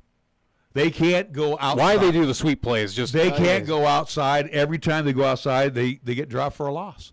They run better east-west than they do north-south. for whatever reason, why they continue to do the sweep play, it's almost like, hey, maybe one time we'll get lucky on this. Is that what we're trying to do? Nico Evans again is your guy that you burst through the hole. You know, Nico the 2, 4, Evans, 6, 8 hole. Again, as I'm wearing the old Frank Gore 49ers jersey right now, you do the Frank Gore with Nico Evans. You can do the same thing. He put his helmet down, power back right through. He goes hole. right through the middle. But sweeping them outside, you just don't have the hosses to do it. No. You know, and again, too, I know what's being said out there. I know the ragging on Coach Bull right now. I know the ragging on athletic director Tom Berman. I know the ragging especially on Brent Vegan. Again, well, you're the one who did that one. Well, no, but Vegan, am I wrong? Vegan's getting the. Oh yeah, he's getting helping. There's no one safe right now at the University of Wyoming, at least according to in fans' opinions. And again, obviously, social media allows. Worth? Again, do I deny these are season ticket holders? Do I think it's outlandish that people are calling for these people's heads? Absolutely not. Again, they are not out of. It's not the vocal minority. No, it's growing into a large snowball effect right now, where a lot of fans, a lot of devoted, these hardcore fans are now starting to turn on this team because again, this product is not great. Where Josh Allen. What we can say for the past 2 seasons, what he did for this program, you just can't put a price on what he did of how special he was. Let's say bye. Josh is gone. No, I'm just saying though. Again, you compare it to what he did in the last 2 seasons, where this is kind of what folks expected.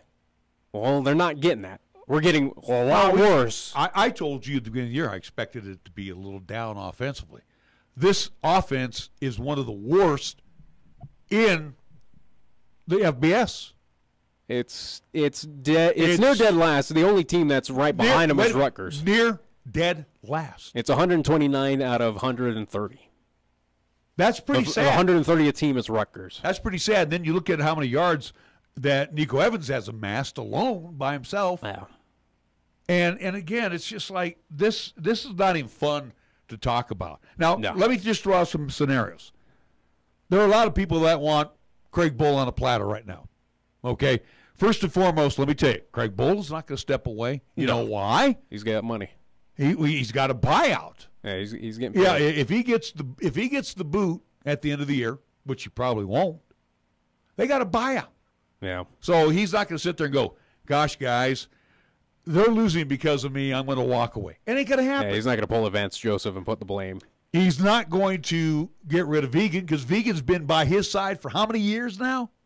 Hey, how many years? I don't know. It goes back to North Dakota. I don't know, and I don't care because at this point in time, you need to get rid of them or change some pieces there. But again, the only credit I give to Craig Bull is that he's loyal to his staff to carrying them on and through thick and thin. Hey, we're going to be in it together.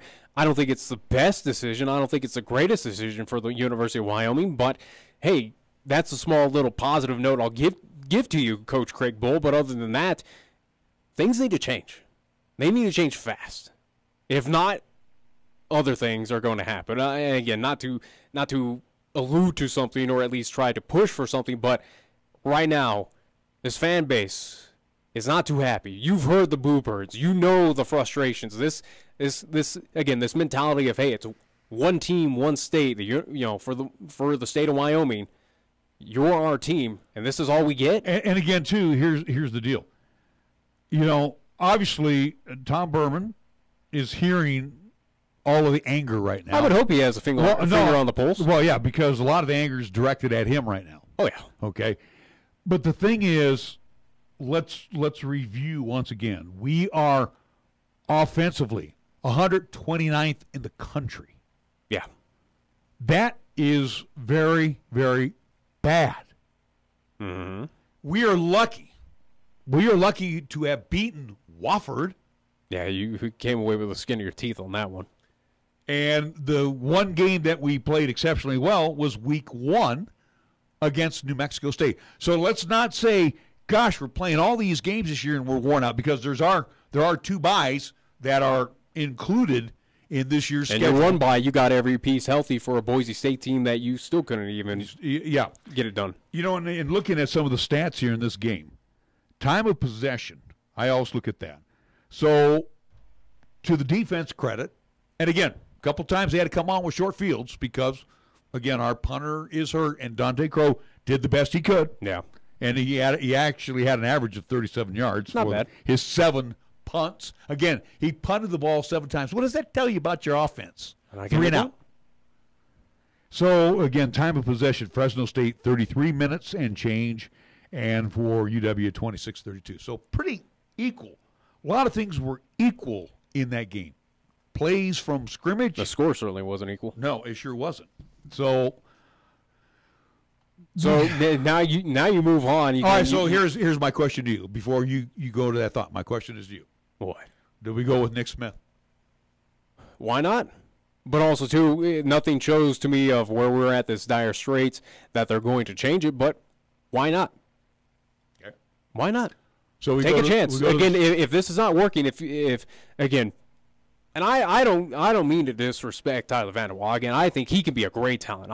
He shows stints that he can be something phenomenal. Again, I just think it's more of getting adjusted. He's not used to the system. He is still making young mental mistakes. Hey, that's good and fine. I expect that of a redshirt freshman. But I again, if Craig Bull and his staff at the beginning were, again, it was a QB, at least by committee, it was determining we do not have a set starter until game 1, until we announce it. Well, obviously right now it's not working. Why not? You do have Nick Smith. He is the veteran. He's been around this program. He knows the offense. He's going to probably know it a little bit better than Tyler Vanderwall, who's just gotten introduced to it. Why not? Why not take that chance? If you're opening up the playbook, how about let's change things up? Like, for instance, on personnel then. How about it? Nick Smith gets your opportunity. Will he this weekend? I don't know. Something needs to change, though. If we go in against a Utah State team, hey, you might be in Laramie. That's good and dandy, and Utah State has to come out here. But this is Utah State that just put up, 50 points against UNLV? That competed and almost upset a Michigan State team on the road? That is probably one of the most premier teams right now in the Mountain West that probably should win the Mountain West Championship. And if we're going to put this offense against that Utah State team, too bad there isn't a running clock in college football. No, I hate to even, and I shudder to think about it here for homecoming, that we're going to get spanked around by the Aggies. You are. They are. They're. It's going to be. I would love to see what the point spread on this contest is. It's got to be somewhere high 20s, low 30s, because Utah State can put up that point differential. They just did it against UNLV. I think UNLV is probably a better team right now than Wyoming.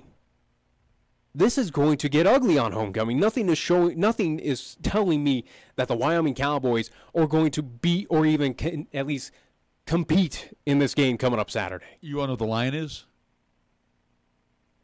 I say 29. Utah State favored by 15.5. That's low. I really think that's, in my honest opinion, I think that's very low. Well, that's very low. That's what it is, right? Matter of fact, I can give you the games what we got thus far. CSU at Boise State. Boise State favored by 24. Ooh. Air Force at UNLV. The Falcons favored, yeah, by 13. Yeah, that doesn't surprise me. Fresno State on the road at New Mexico favored by 2 TDs. Yeah. No line as of yet for San Jose State and San Diego State. That's a pick 'em. I don't even think Vegas would even want to. They don't want to put money on San Jose State. And Nevada at Hawaii, and Hawaii's 3.5-point favorite. Those are your games for the upcoming weekend. So 15.5 right now. I think that's honestly low. Honestly, it should be a lot higher than that in favor for Utah State. And it might change again. Here it is Monday. It can absolutely change all the way up until Friday, or at least that day before kickoff. But this is that game where, it has a feeling where it will get ugly. Well, and here's the deal too. Utah State's a team that on that offensive presence, they don't slow down. Well, and again too, they don't depend on the pass. But you got Jordan Love, who's going to be throwing the football, 125 completions out of 186 attempts. He's got 1557, 14 touchdowns. Yep. That's not the bulk of their offense. No. So, the Cowboys defense, and again, I still salute you guys. Again, you're just not left with a lot of great cards in the deck. I'm sorry. They're put into their defense going into game time as a hand tied behind. They're put into predicaments. Yeah. But I have a feeling this week that team's going to that defensive unit's going to be on the field quite a bit. So that tells me right away, what is the offense going to do? What can the offense possibly put together against Utah State this weekend? Yeah. If you open up the playbook against Fresno State and you amount it to 3 points, you're going to need to do a lot more, a hell of a lot more against this Utah State team. Yeah, sure, it might be in Laramie, but again, I don't think you even have a home field advantage at this point in time. This team is that bad. Utah State, if you want to compete, if you want to have a good old-fashioned Mountain West shootout, which maybe in past years this could have happened against a Utah State team where, again, it might be a 55-45. It's not going to happen, but you need to do a lot more. You need to change things up drastically. Maybe alter a lot of pieces on that line. Maybe you put in a Nick Smith. Who knows? But a lot of things need to change if this offense wants a chance against Utah State, or at least can keep pace with this Utah State team in what my opinion is going to be of what they're going to do this weekend. I expect Utah State to put up another 50 spot. Well, and here's the deal, too. The Cowboys currently on a 3-game losing streak. They're 2-5. So just going by the odds, just play the odds right now. Utah State is favored to win. That leaves you 4 games to get to 6 wins. 4 games. CSU, at CSU. I don't think you win that one. At San Jose State. No, San Jose State's here. No, versus San Jose State. That's what I mean. Who knows? Versus Air Force. Who knows? I don't know. Who knows? And then you're at the University of New Mexico. Who knows? I don't know if there's. I don't think there are 4 wins. There's 4 wins there. So the question is, I don't even think, again, where we gave a guaranteed win against San Jose State. I have to retract it back. I really don't. I think San Jose State. We might score some points. But the thing is, as we posed the question to Craig Bull, where you were brought in here, where you said you were going to win Mountain West Conference championships, which he hasn't done. You haven't done that. 5 years. These are your kids that are in there right now. Mm-hmm. And you're going to open the playbook. It's the cavalry is coming. It's your system. And, we got healthy guys. Oh, yeah. And we were – and our defense is still good. I will say the defense has not killed the Cowboys. No, I think the defense, at least ranking right now, it's trended downward, obviously, for obvious reasons, again, of being just kind of tired out there. But defense still is – I think flirting around 75, at least ranking right now. It's nothing spectacular, but it's not as bad. It's not the worst defense in the world. It's not San Jose State bad. But the offense is one of the worst in the nation. Oh, yeah. What does that tell you then about your offensive coordinator? You're one of the worst offensive coordinators in the nation. Yeah. Because you are the one who designs the plays. And Craig Bull, you stand behind your offensive coordinator. So, hence, you stand behind your offensive coordinator. The Boo Birds are out there right now, including me. And they're going to be out there for – And I'm right now going, I have no confidence in you being the head coach of this football program because you are directing it. And again, you are directing it downward. And I don't think that's out of line. I think a lot of people would agree with you across the state, or at least fans of the Wyoming Cowboys. I think, again, at this point in time, other media outlets might say otherwise or try to spin it in a positive way, and I think they're wrong for doing that. How do you put a positive spin of what's going on with the Wyoming Cowboys right now? This team is terrible. Yeah. And again, I don't think it's because of the student athletes. I think it's because of what we have as a staff right now is causing this issue. Changes need to happen. Because things over in Laramie have changed dramatically as far as the landscape is concerned. Things that are offered to the student athletes. We have great facilities to draw a good student One of the athlete. most premier, again, where we even talked with Coach Denniston of the swimming and diving team a few weeks ago of saying, hey, that high performance, we use that to at least train for our athletes. It's nearly on par of what he saw when he was a part of the Olympic, or at least U.S. Olympic Committee down there in Colorado Springs. He said it's one of the most premier things we have. Well, and here in the Mountain West. This will be my statement before we go to the break to Athletic Director Tom Berman. It's time to make a change. This will be a no-brainer at the end of the season because the numbers are going to shock you as it already has shocked me, and they're only 2-5 right now. Imagine attendance coming up this Saturday. You would hope. Again, homecoming. It's still kind of the deal. Are the students really going to care? I don't know. I think it's more of the you and me's. Again, we've seen those student fans who, again, hey, saw it in CSU, see it up here, where even during basketball season, coming on Saturday, hey, you got a break from school? Do I want to spend my time, or there's other things. It's going to be a sunny day. Do you take advantage of going out and around and enjoying a snowy range or going out and enjoying a Vita? The good news is, and you might be right on that, because, hey, the fires are all out thanks to Mother Nature over the weekend, so you might want to get out and about. I don't know. We'll see. The good news is at least we got some tickets to give away. Hopefully our fans that are participating in our giveaway this week. I'll just say our numbers that are normal, at least of how they've been, at least this season, they've trended down very drastically. Sorry to hear that. All right, we're going to take a time out. It's not our fault. Yeah, I know. We'll take a time out. We'll come back with more after these words on 1480 KRAE. Hello, this is Pastor Nathaniel Ensley with Blessed Hope Baptist Church in Burns, Wyoming, and I would like to invite you to listen to our weekly broadcast entitled Hope for Today, right here on 1480 KRAE, every Wednesday morning at 7 a.m. Our goal during each broadcast is to bring you a simple and short Bible truth that will be a help to you. Sure hope you can tune in. God bless you. Capital Lumber is number one in Cheyenne. Are you listening? We're all the lumber store you'll ever need. For over 50 years, Capital Lumber Company has offered a full line of hardware and lumber selections. Plenty of materials, even for the do-it-yourselfer. So talk with one of the many experts today at Capital Lumber Company. Capital Lumber Company is the best in the region, and they are your true value hardware store.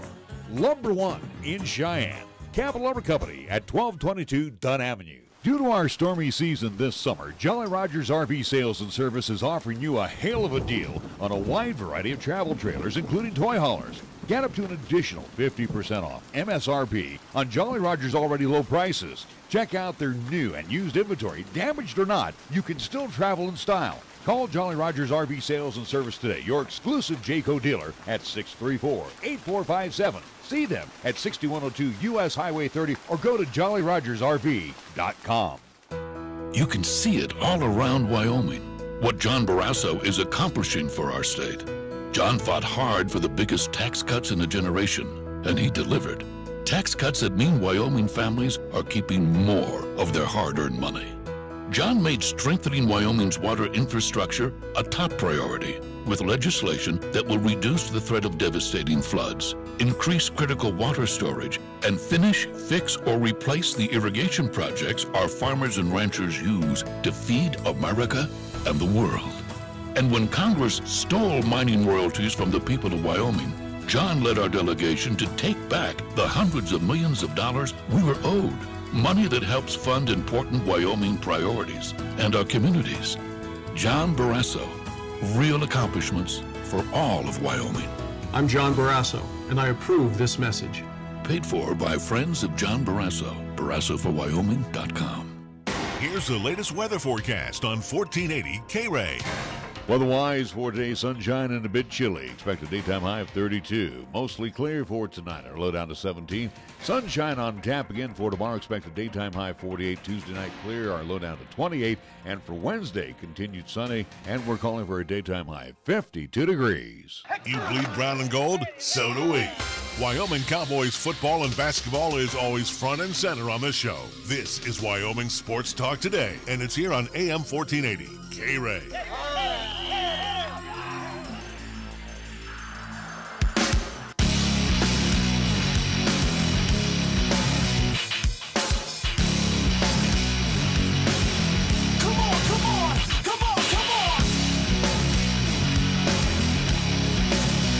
We are back on Wyoming Sports Talk today. The Heaters are on the sidelines. Temperatures are in the 30s right now for the Niners and the Pack. Who cares? Well, we still need to keep on with the Wyoming Cowboys. Why? Because, again, there's stats that I want to bring up again as I feel like I need to now every week as we continue this on. A dead horse.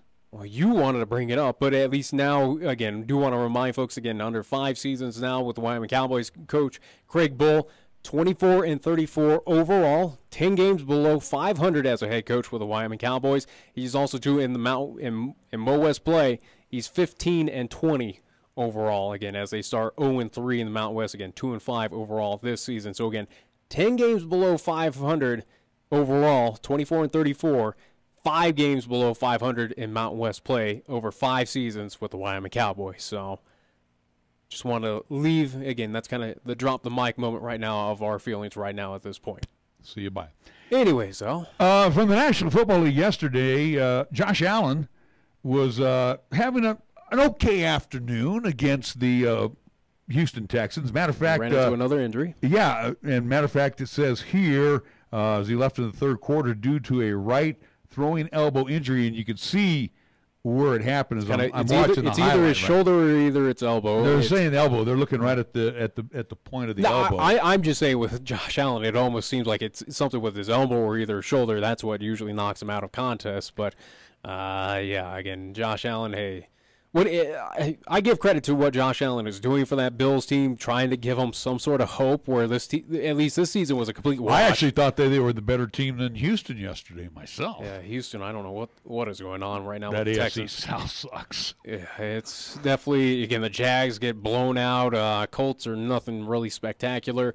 Tennessee Titans, bleh. They got punished by the Ravens. You see how many times Mariota got sacked? Yeah. Holy But anyway, that Josh Allen. AFC South, I mean, I thought it was going to be one of the more competitive divisions in football. It has turned out to be one of the worst alongside probably the NFC East. The East is pretty terrible, too. And you know, the name I heard a lot, though, yesterday, because I was watching Red Zone, was Yarborough. Oh. I heard that. Matter of fact, Deshaun Watson got sacked. I thought you were going to say some other name. No. Deshaun Watson got sacked 7 times, and I heard Eddie Yarborough. Because the one name that I wasn't even watching Red Zone, but the one name that I was kind of spotlighted on social media and just kind of around friends who were Bronco fans, it was one Brock Osweiler. That was the name. Yeah, Osweiler. Yeah, he had a big day with Miami. You know, again, Tannehill did go down at least with the injury. So yeah, Brock Osweiler making his debut. And again, as I always say, once in a while a blind squirrel finds a nut. So Osweiler had a good day yesterday. I will give him that. The Bears should have won that one. There was no excuse for them to lose that thing. Yeah, but they found a way. Because they are the Bears, and I see you're wearing Frank Gore's 49er jersey, and credit the old guy. Another 100-yard day. Yeah. 101 yards for Frank Guarantee Gore. Hall of Famer. Whoa, yeah, easy. I mean, he's just racking up the yards. I don't know where he's at all time on the yards list. I don't know. Do I really care? Again, I do. During last week's rant about Drew Brees and all that stuff, again, yards and all-time rankings, I don't really care. Well, here's where he's at career right now. Again, for the guy, at least for Frank Gore, unfortunately, as a storied career, has yet to get a ring, and I think he deserves to have some sort of Super Bowl championship. He's not going to get one in Miami. No. Frank Gore. He should have had one with the Niners, but ironically, he was the one that kind of cost them the Niners that championship against the Baltimore Ravens. Right.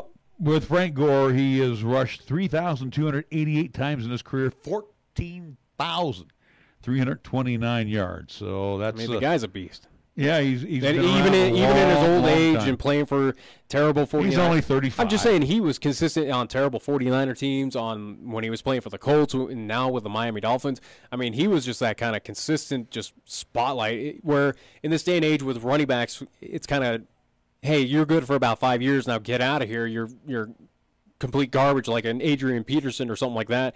Hey, Frank Gore has been that one shining light of, he's just played hard-nosed. He puts his helmet down, drives forward, and gets positive yardage. Again, it's very rare you see something like that in the NFL, especially on the running back side. So, again, couldn't be more proud of Frank Gore. Unfortunately, I wish he still played for the 49ers. Third-round pick back in 2005 with the Niners. Out of the U. Out of the U. I'm just looking right now to just see where he ranks. He is currently 4th. You have Emmitt Smith, 18,355. Don't think he's going to catch him. No. Walter Payton at 16,726 has a shot at Barry Sanders. Sanders, 15,269. Gore at 14,329. And I think he's got maybe not bad a couple more seasons in those legs. Not bad people to be around. No. I think that's pretty good. 4th in career rushing. So we look at what happened. Did we talk about what happened in? Wasn't that game played in at Mile High? No, I was talking about the England game. Oh, Raider fans. You know, And matter of fact, I know on my Facebook side, I got a ton of Raider fans, plus being from the East Bay area. I think for the Raiders right now, they're focusing on just moving to Vegas at this point. I think that's what's kind of... They're talking about spring training and the Warriors. Yeah. At this point in time, that's how bad it is. I think right now the 49ers could probably beat this Raiders team, and the 49ers have just pages long of just injured reserve, at least players at this point in time. But Oakland, geez... Is this a scenario of that maybe the Gruden experiment wasn't the correct thing to do out there in Oakland? Is that my takeaway from this? Let me ask you this question: did Gruden come in to rebuild the Raiders, or no? It was again what it was with Gruden was he was that next step to get this team to win a Super Bowl. They had every piece. Again, we're talking Khalil Mack. We're talking. Well, yeah, Khalil Mack, but that's a whole different discussion. But I think this is coming back and haunting them. It really is. At this point in time, absolutely. Even though Gruden in that front office is trying to spin it of, well, we'd probably be in the same spot even with him. But no, with the Oakland Raiders, this was adding Gruden was that extra piece to get him back to the Super Bowl, back to a winning nature where they had all pieces set. They went in the offseason and tried to bolster that offensive line, that defense as well, get a few pieces here and there. Again, you went out and you got a Jimmy Graham and a few others. Hey, they had everything, and it's clearly not working. I mean, at this point in time, sure, you still got a good majority of the season still left for the Raiders. Will they turn it around? I don't really see it, but they still have that option. But at this point in time, is it fair to say that this Gruden experiment, this Gruden hiring by the Oakland Raiders, is it early to say it was a bust? Because again, what was the expectation? The expectations for this Raiders team was they should compete in the AFC West. Well, they're not win it. They're not tanking on purpose, are they? I don't think so. I don't know. This team is not good. I don't know what's wrong with it. I think offensively, where you go back to the Raider days of Johnny Madden, you go back to the Raider days of Tom Flores, where they had the big offensive linemen, the guys that you just couldn't get into the quarterback, and they opened up big holes for running backs. Yeah. This offensive line is not good. That's the bottom line. Carr is running for his life. Yeah. You got, which is interesting. You're throwing a football to Marshawn Lynch yesterday who can't catch a cold. Yeah, Marshawn Lynch, that experiment should end. When you're throwing to Lynch, you know your season's not going well. Yeah, again, the Seahawks were smart on getting rid of him, at least when they did. Lynch is not the same running back as what he was as but the defense, I scratch my head. I can't figure out what's going on with the defense. I can't figure out what with this Raiders team in just general what is going on here, where this is a team where, at least in my opinion, I thought they were going to compete, at least not necessarily win the AFC West, but at least compete, possibly be there as a wild card team. I thought they would be a playoff team, yeah. Absolutely. This is just... it's not even injuries that are plaguing this team like the 49ers. But why did we put them on top? One reason. John Gruden was coming back. He's a Super Bowl. No, I didn't factor I thought by bringing Gruden in right away, that was going to bring some discipline to this team. Well, it gives you a small boost, in my opinion, with Gruden. I thought he knows how to win. He's been there. He's been a part of that Raiders organization. He's won a championship before. And it gives you some elevation towards it. But I thought this team was just set in stone before Gruden, again, with Carr, with all these other pieces. But when you lose a Khalil Mack, when you lose a Crabtree, when you lose a few other pieces, yeah, I think right now this Raiders team is probably the correct. And you know what? You know what they're going through. Remember the old Red Sox deal after they traded the Babe? Ever since they've gotten rid of Jack Del Rio, this team has sucked. Yeah. Think about it. What did Jack Del Rio do so wrong to get him fired? He only got him into the playoffs. He couldn't help it that Carr got hurt, broke his leg. I mean, come on. Yeah. And then Del Rio's gone. So that's a Mark Davis thing. That's all been a coup here to Gruden, and Gruden basically has come in, and the team has not gone south. It's falling off the face of the earth right now. That's how bad it is. And maybe this is a rebuild, at least year for the Raiders, and they're going to try to spin it that way. That's news to me. It really is, yeah. But Because again, this is an ownership. This is a head coach who came out and said at the beginning of the season, saying, "Hey, before we move to Vegas, Oakland, we're going to bring one more title back here to say thank you for all the years out here in Oakland, California." Yeah, that's not going to happen anytime soon. Here, this just in, since we're talking about the Seahawks, Paul Allen, co-founder of Microsoft and owner of the Seahawks and the NBA's Portland Trailblazers, died today from complications of non-Hodgkin's lymphoma. He was 65. Allen, who co-founded Microsoft with his childhood friend Bill Gates, had owned the Seahawks since 1997, the Blazers since '88. He also co-owned the MLS's Seattle Sounders. Mm-hmm.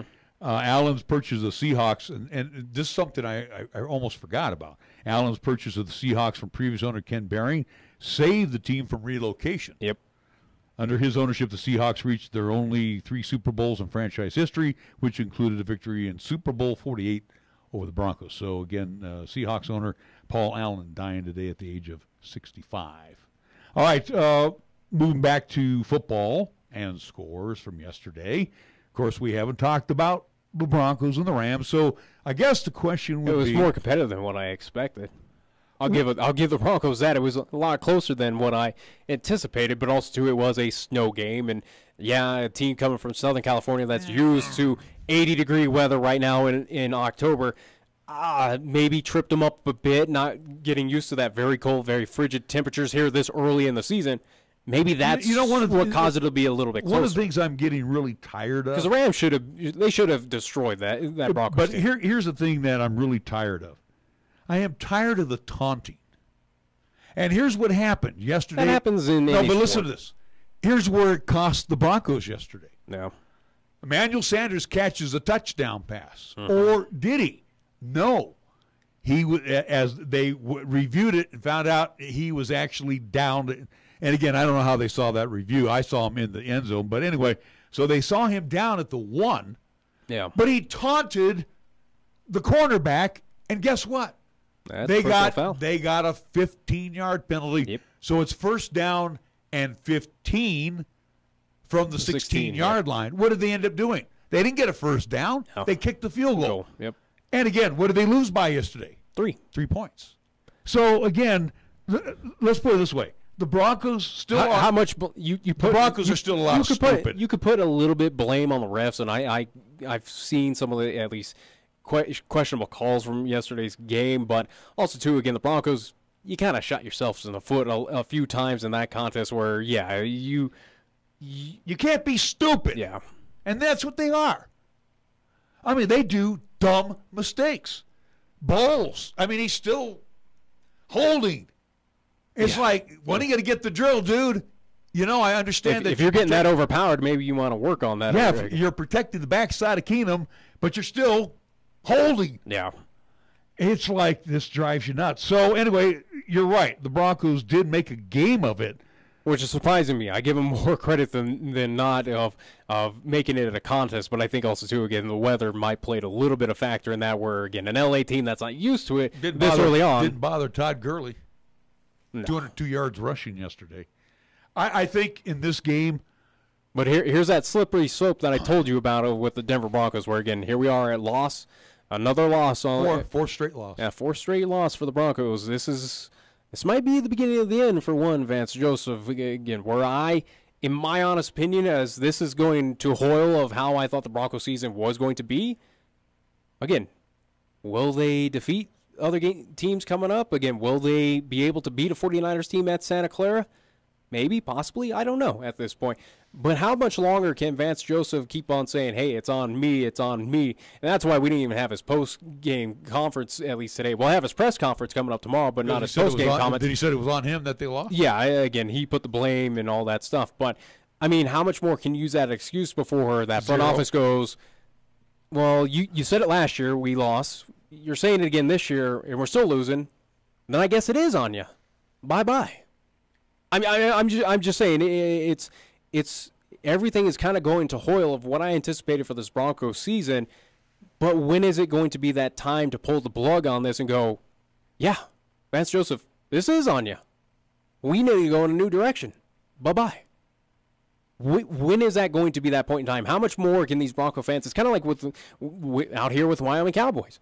How much more can you take it of going, hey? Well, it's going to go the full season for the Cowboys, so that they don't want to pay the extra money. Yeah, that's true. But and the guy's not going to walk away. I'm just saying it's when is that change going to happen? Because obviously, where we brought in new personnel.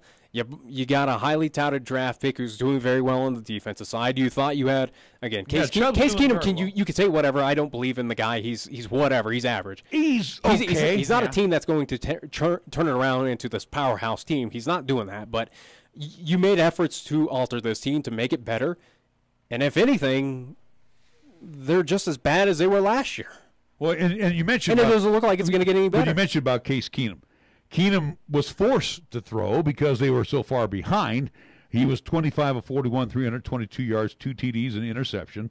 And then what suffers is the running game. They only rushed 17 times for 60 yards. So offensively, the balance, as Joseph wants, wasn't there for his team to win. But coming up, so looking at the rest of the schedule, at least upcoming Week 7 Thursday night game at Arizona. We want to talk about a game that, why is it even allowed to air? Well, because every two teams are 3-9. Yeah, but because every team has that opportunity to get that national television. So again, here's that and chance. A short work week. So again, they're already at work, getting ready to go to Glendale. But can they beat this Arizona team again with Josh Rosen? Josh Rosen's starting to come into himself. Again, the Cardinals are not that great, but will they be able to beat the Cardinals? I don't know. I really don't know. They looked okay against the Vikings. I don't think they can beat the Cardinals. The Vikings are not. Vikings right now, especially looking at the loss to the Bills, a close victory against the 49ers. They look pretty good. Yeah. But the Cardinals. The Vikings are not that good. I think the Cardinals probably will have enough at Glendale to beat them. Possibly. And yesterday you mentioned Josh Rosen. You had Baker Mayfield, you had Sam Darnold, you had Josh Allen, you had Josh Rosen, the top 4 quarterbacks. The first 10 picks all starting yesterday. All right. They did last week. What's that? They all last week. And they all won. Well, just thought I'd throw that out there. Anyways, but again, continue on Thursday coming up. Broncos on the road at Arizona. Then they go on the road against Kansas City. Yeah, good luck. You're not winning that one. Sunday, at least November 4th, home against Houston. Maybe because Houston sucks. Yeah, they're just not good either. But so far, then bye week on the road at the Chargers. They may lose it by. Yeah, yeah. They probably. I would figure the bye week has probably a 2-point advantage on at least in Vegas. Vegas is giving them 2. Yeah, bye and 2. Home at Pittsburgh. No. Yeah, I don't think you win that one. At Cincinnati, no. And then at San Francisco with the 49ers. Yes, they'll beat the Niners. I don't know. The Niners are beat up. They're not going to be ready for them. They're too injured right now. Everybody's hurt. Yeah, but the 49ers, even for the a team, front office, York fell off his chair the other day. For a team that's on the IR right now, and again, a lot of them are on the injured reserve list, they're still competitive. They're still fighting. I don't think they could beat the Browns. No, at home against the Browns, week 15. I don't think they could beat them. I don't know. So this looks like it's going to be an ugly season for the Broncos. It's already. I'm just saying it doesn't. It's headed south already. Again, key will be Arizona. If they lose at Arizona, I continue my vocal at least opinion on Vance Joseph, or at least things need to change there for the Broncos. Of going, if you can't beat the Cardinals on the road, sure it is a short weekend. It's on the road, but it's the Cardinals. You have worlds of problems right now. Yeah, I give the Cardinals this one. I'd be curious to see if the Cardinal, or at least if Arizona's favored in that game. Anyways, we need. They should be, yeah. They should be favored. All right. Well, we'll take a quick time out. We will be back with more of Wyoming Sports Talk today after these words here in 1480 KRAE. At Medicap Pharmacy, we concentrate on nothing but your medications and your health. Each location is a locally owned, full-service neighborhood pharmacy. We won't make you walk through aisles and aisles of stuff or wait in a long line. Instead, we'll always make time for you by listening, answering your questions, and explaining your prescriptions. Medicap Pharmacy. We'll always make time for you. Medicap Pharmacy, 1947 Bluegrass Circle, next to Texas Roadhouse in Cheyenne. Or call 635-3712. Come away with more than you expect with the new 2019 Kia Sorento. I'm A.J. Miller for Kia of Cheyenne, and with Kia Sorento, you could leave the competition in the dust with a long list of standard features that are usually optional in more expensive rivals. Some available features include lane keeping assist, wireless charging, 8-speed automatic transmission, and 3-row 7-person seating. Come in today and see all that you can get for the money at Kia of Cheyenne. Call 775-0123 or go to kiaofcheyenne.com and we'll make it easy. Taco John's presents Olay the Day Pep Talks. Boys, this halftime score is not indicative of our talent level. We're a lot closer than I thought we'd be, and old Coach has just the thing to get us over the hump. Street tacos from Taco John's. You can get them with chicken, or new sirloin steak, or pork carnitas. That's a triple option of awesomeness. Let's go get some. Get 3 street tacos for just $5 at Taco John's. Hustle up, boys. If we leave now, we can be back for the fourth quarter. Olay the Day at Taco John's. First Tier Bank strives to remain competitive and offers some of the best CD rates in the community, as well as area banks and credit unions per Rate Watch reports. How does that make a difference to you? First Tier Bank can assist you in securing some of the best rates on CDs. They have a 16-month CD at an annual percentage yield of 2.33% and a 27-month CD at an APY of 2.74%. First Tier Bank offers the personalized customer service you've grown accustomed to and deserve. Plus, feel confident that your finances are taken care of by a responsible, knowledgeable staff. Call 307-632-3500 and ask for Caitlin or Debbie. Member FDIC, Equal Housing Lender. I'm Mark Gordon. Jenny and I are grateful every day we live in this wonderful state. I'm not running for governor to fix Wyoming. I simply want to use my background in energy, agriculture, and small business to work for you to help manage our state government, to keep local decisions in local hands, and help clear a path for you to chart your own course and pursue your own dreams right here in Wyoming. Practical, conservative, Western values. That's what you can expect from me. Paid for by Friends of Mark Gordon. Family owned and operated, Terrell Honda reminds you that the 2018's gotta go now. They're stacked deep so they can be sold cheap. Whether you buy or lease, this is the perfect time of year to shop for the best selection of 2018 Honda Civics, Accords, HRVs, and CRVs before the 2019s hit the showroom floor. So take a test drive today at Terrell Honda, where you'll love their brand of dealing. 1919 Westland Road, Motor City, Cheyenne. And check them out online at terrellhonda.com. When you say Mondello Pizzeria, think authentic Italian. When you say Mondello Pizzeria, think made fresh from scratch. When you say Mondello Pizzeria, think great pizza, delicious Philly cheesesteak, superb hot and cold Italian sandwiches, meatballs, sausage, and special subs, calzones, crisp salads, and great service. When you say Mondello's Pizzeria, think unmatched Italian taste. Mondello's Pizzeria, 1507 Stillwater Avenue, your only true Italian stop for lunch or dinner. Here's the latest weather forecast on 1480 KRAE. Weather-wise for today, sunshine and a bit chilly. Expect a daytime high of 32. Mostly clear for tonight. Our low down to 17. Sunshine on tap again for tomorrow. Expect a daytime high of 48. Tuesday night clear. Our low down to 28. And for Wednesday, continued sunny. And we're calling for a daytime high of 52 degrees. We're taking Cheyenne, Wyoming Sports Talk Radio to a whole new level. This is Wyoming Sports Talk Today. Don't look at me. I think these people are completely nuts. Stop this crazy thing! And it's only here on AM 1480 KRAE.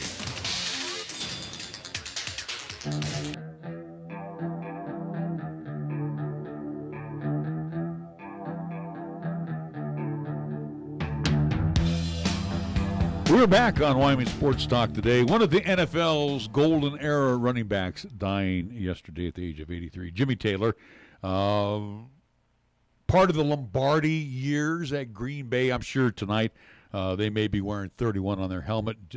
Jim Taylor was part of Super Bowl I, scored a touchdown on the infamous Packers sweep. I think he had 56 yards rushing with the Packers from 1958 through 1966. And then he wrapped up his career with the expansion New Orleans Saints in 1967. So Jimmy Taylor dying yesterday in Baton Rouge, Louisiana at the age of 83.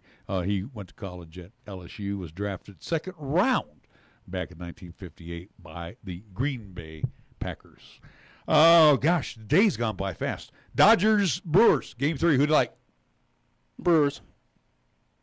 I still say, I think both. It's as simple as that. I think the Brewers win the World Series. They're showing to me that they are for real team. I still say both series got the year markings of 7 games.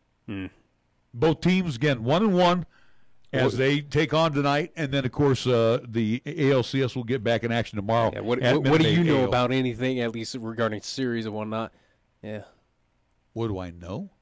With Wyoming, well, let's see. Even on your MLB picture, I think behind the 8, but at least we were all competitive. But I think I did better than both of you. Oh, you all seem to do better. That's why you all hide all the paperwork all the time. It's on the website. How do we do this week in picks? We both went 3-2 because again we picked every team correct, or at least we picked every team the same. So yeah, we went 3-2. Coming up this evening, we will have. We got fortunate with the Kansas City because again it was 3.5 point favorite for New England, so we got lucky on that. Yeah, barely. Anyway, that was a game we didn't get to talk about. Where it was a great game, and New England. How Kansas City did not win that one. New England rose to the occasion. Coming up, the Golden Age of Radio Theater this evening, we will have 2 Red Skeltons from 8 until 9 o'clock. Great radio shows. Suspense Theater from 9 until 10. So